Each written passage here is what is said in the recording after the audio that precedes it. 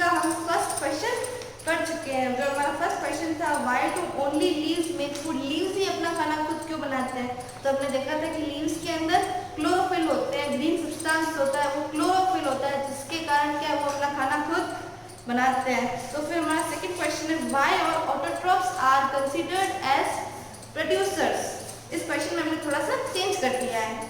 तो ऑटोट्रॉफ्स को अपना प्रोड्यूसर्स क्यों कहते हैं, वो उनको प्रोड्यूसर्स इसलिए कहते हैं क्योंकि वो अपना खाना खुद बनाते हैं, इसीलिए उन्हें हम क्या कहते हैं, प्रोड्यूसर्स। तो हम इसे कुछ इस तरीके से लिखेंगे, autotrophs is an organisms that can produce its own food using light, water, carbon dioxide or other chemicals. Because autotrophs produce their own food, they are sometimes called producers. Most autotrophs use a process called photosynthesis to make their food. फिर question number third है, what are the functions of stomata. Stomata जो leaves के अंदर टिनी pores present होते हैं, वो होते हैं हमारे स्टोमाटा। तो इसके फंक्शंस ये, functions of stomata are allow exchange of gases and regulating water movement of plant through transpiration. ये गैसेस को भी एक्सचेंज करने में हेल्प करता है, और जो ट्रांसपिरेशन होता है, ट्रांसपिरेशन मतलब removal of excess of water, जो ट्रांसपिरेशन होता है ये भी स्टोमाटा के कारण ही होता है। फोर्थ है, why do all living organisms require food. Living organisms, क्योंकि हम सब लिविंग ऑर्गेनिजम्स हैं, तो हम लोग काम करते हैं, काम करने के लिए हमें एनर्जी चाहिए। तो जो एनर्जी हम जो फूड लेते हैं वो वहीं से आती है, इसीलिए क्या है, हमें अपने एग्जिस्टेंस को बनाए रखने के लिए, सर्वाइव करने के लिए फूड क्या है, चाहिए। तो हमें इसे ऐसे लिखेंगे, all living organisms need food for their existence. Food provides us with energy to carry out various life-sustaining activities. Energy is locked in the form of chemical energy in food. To release this energy, the complex food that we eat must be converted to simple substances. This happens during the process of nutrition. Plants, being living organisms, also perform the process of nutrition. That's why all living organisms need food. फिर question number 5 है, why fungi have a different, fungi का अलग mode of nutrition क्यों है। क्योंकि जो fungi parasitic nutrition है, ये क्या करती है, किसी से अपना न्यूट्रिएंट लेती है as a host.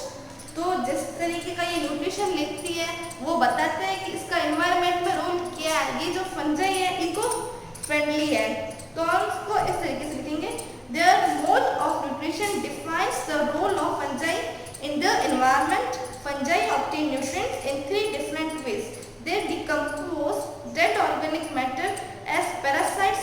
Fungi live on other organisms and get their nutrients from the host. ये किसी organisms के अंदर रहती है और अपना जो host से अपना food लेती है, सारे nutrients उसमें से ये ले लेती है। फिर है क्वेश्चन नंबर एफ का long answer type questions, what are the essential things required to carry out photosynthesis. Photosynthesis को कैरी आउट करने के लिए जो हमें चाहिए, पहला तो है वाटर है। प्लांट वाटर के साथ रिएक्ट करके सनलाइट और क्लोरोफिल की प्रेजेंस में ग्लूकोज और ऑक्सीजन देता है। तो जो रिक्वायरमेंट्स है वो हमें वाटर की रिक्वायरमेंट है, सनलाइट की और क्लोरोफिल की। तो हम इसे लिखेंगे, plants create their own energy food called glucose through a process called photosynthesis. To carry out photosynthesis plant need 4 things. सबसे पहला chloroplast, light, water and CO2, everything the plant makes itself. फिर हमारा question number 3, question number 2, how does a plant obtain water and carbon dioxide. एक जो plant होता है उसको water कैसे मिल सकता है। जो प्लांट, ये एक रिएक्शन होती है, जो प्लांट क्या है, एटमॉस्फेयर से कार्बन डाइऑक्साइड लेता है, वाटर भी लेता है, सनलाइट और क्लोरोप्लास्ट की प्रेजेंस में। इसके एक्सचेंज में हमें वो ग्लूकोज या फिर शुगर और ऑक्सीजन रिलीज कर जाता है। हम इसे लिखेंगे, specially it is a reaction where plants take water, carbon dioxide and sunlight and make sugar and oxygen. Terrestrial or land plants use their roots to get water. They collect carbon dioxide through openings on their leaves called stomata. Sunlight is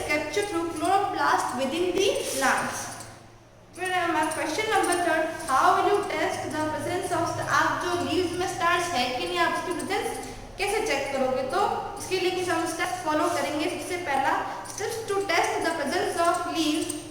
Step है the leaf is boiled in water for a few minutes to soften the cells in the leaf. Now dip this leaf in iodine solution. The color, step third है हमारा, the color of the leaf will changes into the black color when iodine is added to it, which shows the presence of starch in it. जो starch है वो iodine के साथ react करके black color दे देता है। तो हम उसको 3 स्टेप्स में करते हैं। सबसे पहले जो लीव्स को क्या करो, बॉईल करो कुछ मिनट्स के लिए वाटर के अंदर, ताकि क्या है उसकी जो सेल्स होती है वो सारी सॉफ्टन हो जाए। फिर जो हमारा स्टेप सेकंड है, उस लीफ को आप आयोडीन सॉल्यूशन के अंदर डिप कर दो। तो फिर स्टेप थर्ड है, अगर वो जो आयोडीन लीफ है ब्लैक कलर में चेंज हो गई, इसका मतलब ये है कि इसके अंदर स्टार्च प्रेजेंट है। अगर वो ब्लैक कलर में चेंज नहीं होता है, इसका मतलब उसमें स्टार्च नहीं है। फिर क्वेश्चन नंबर 4 है, distinguish between parasitic and saprophytic nutrition. हमने देखा था पैरासाइटिक न्यूट्रिशन वो होते हैं जो क्या करते हैं, किसी अपना खाना किसी लिविंग ऑर्गेनिज्म से लेते हैं, वो उसकी बॉडी में रहते हैं, होस्ट की बॉडी में, और अपना जो सारा न्यूट्रिएंट्स है उससे ही लेते हैं। लेकिन सेप्रोफाइटिक न्यूट्रिशन क्या होते हैं, तो सेप्रोफाइटिक न्यूट्रिशन होते हैं वो क्या करते हैं, डेड और डीके मैटर खाते हैं। तो हम इसे ऐसे लिखेंगे,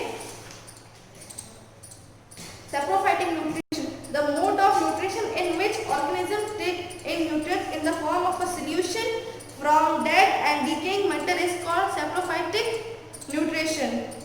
फिर वही है, पैरासाइटिक की डेफिनेशन ऐसे बनेगी, the mode of nutrition in which organisms take in food from their living organism is called parasitic nutrition. फिर इसमें सेकंड पॉइंट हो जाएगा saprophytic में, the organisms in which mode of nutrition is found are called saprophytes. इसमें second point ये हो जाएगा parasitic में, the organisms in which the mode of nutrition is found are called parasites.